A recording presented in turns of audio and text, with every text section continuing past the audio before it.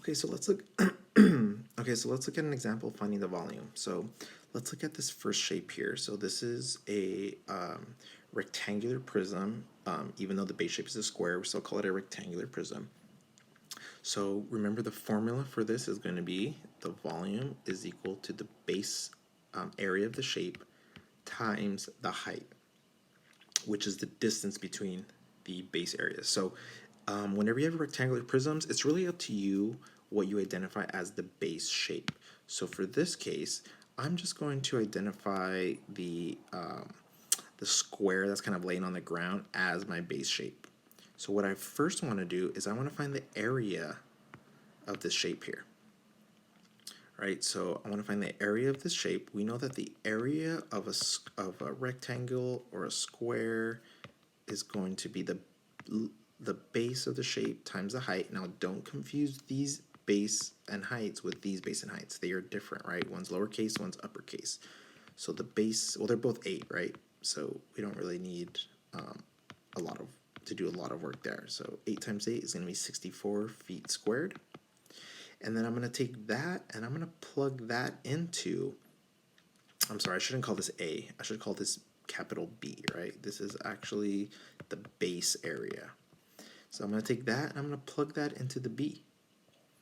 All right, and now I need to find the height. Remember, the height is going to be the distance from one base shape to the other. So that's going to be this height right here. Right? That's my height because the other base shape is here. Right? Remember, they're always opposite of each other. They're always opposite and parallel to each other. So now I can just go ahead and plug in my formula. So plug the values into my formula. So my B is 64. All right, we have 64 feet squared, then times the height of my shape, which is going to be 8. So all I got to do is multiply 64 times 8. And that's going to give me 512. We're going to say feet cubed. Oops, I forgot a feet on that 8, right? It should be 8 feet. 8 feet. So I have 2 feet here plus times 1 more, I get feet cubed. So volume is equal to 512 feet cubed. All right, and we're all done with that first one. Let's look at this second example now. So exact same idea here. We know that the volume of this base shape is going to be the base times the height. So let's go ahead and identify the base shape here. Oh, I'm sorry, let me just make the color the same. My base shape I did in red, let's keep it in red. So red is my base shape. So let's find our base shape here. What's it gonna be? All right, it is this triangle. Right, so this triangle is the base shape, and we also see it on the opposite side. That's how we know for sure it's the base shape. All right, now we've got to find the area of this base shape, right? I've got to find the area of it. Actually, let's not call it A. We're going to call it B for base area. So this is a triangle. The way we find the area of a triangle, it's 1/2 times the little base times the little height. So the base to this guy is just going to be 3. Right, I can see the little base right here is 3, and then the height, which is perpendicular to that, is 1.5. So then we're going to go ahead and just plug that into our calculator. And so we get 1/2 times 3 times 1.5. And this gives me 2.25, and this is centimeters squared. So there's our base area. Now I'm going to get that guy and I'm going to plug it into the volume once we identify the height. So the height of this is just going to be the distance between those two base shapes, and they have a distance of 4. So we get volume is equal to, 2.25 centimeters times my 4 centimeters. Let's go ahead and multiply those out. And I get 9. I get 9 centimeters cubed. Oh, that should be squared. Cubed. So volume is always going to give you cubed units. And there we go. All right, so I wanted to look at a couple more examples, but this time we're looking at cylinders. I actually want to go ahead and solve number 2 first, and then we'll take a shot at number 1. So for this example here, this still follows the same formula as a prism. So if you want to memorize the formula for a cylinder, you can. It's the exact same thing, but the volume for a cylinder, it says pi r squared times h, right? But it's still the exact same thing as base times h. The only difference is they're just plugging in the formula for the base area, right? Well, this base area here, right, we can see is just a circle, right? This is my entire base here. This is my entire base right here. So the formula for a circle is just pi r squared. All right, we got pi r squared. That's the formula for any circle. Sorry, the formula for the area of any circle. And then they just multiply it times the height.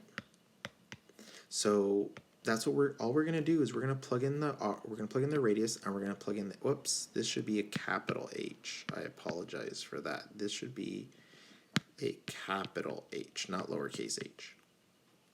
Okay, so we know the radius is gonna be 2. All right, we can see the radius. It's right here, it's 2, and we know the height. All right, we know the height is gonna be 18. So all I have to do is plug in our values of 2 for the radius and 18 for the height.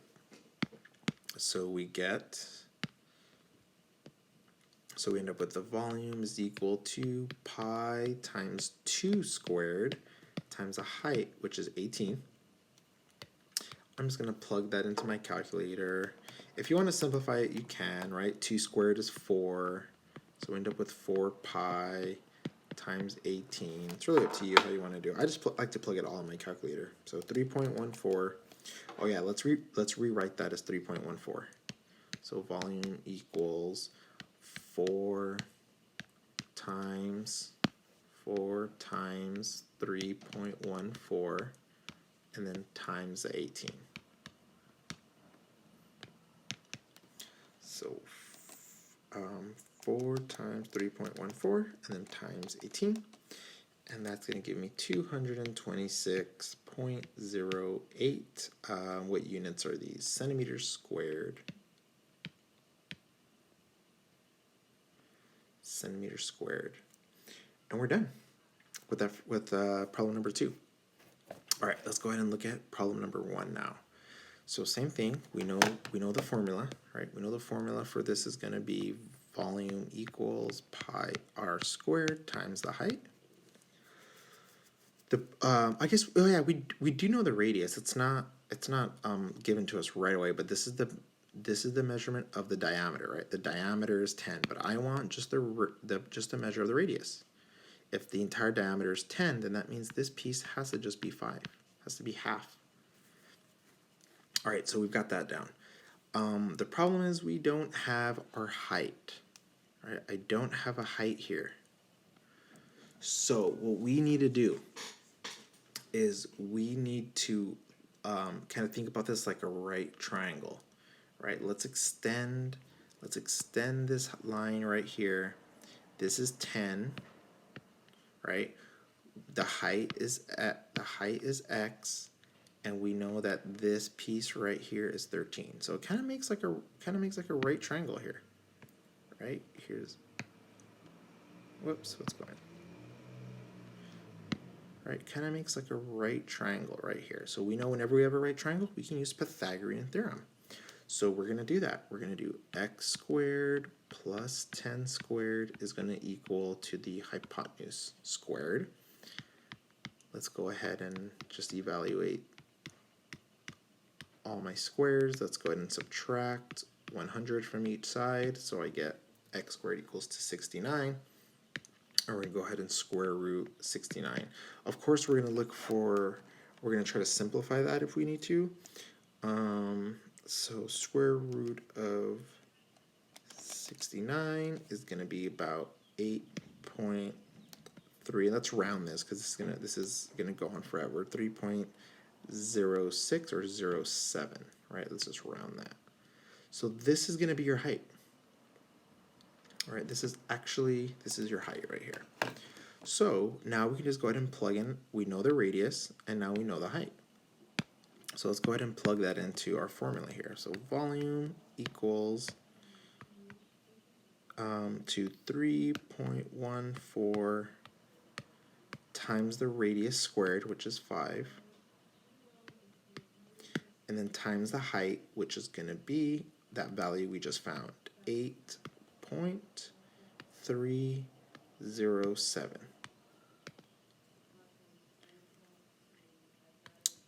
And then now let's just go ahead and plug this all in. 3.14 times 5 squared times 8.307. I hit enter, and I get 652.099. So it's basically 0.10. All right, and then that's that example all completed.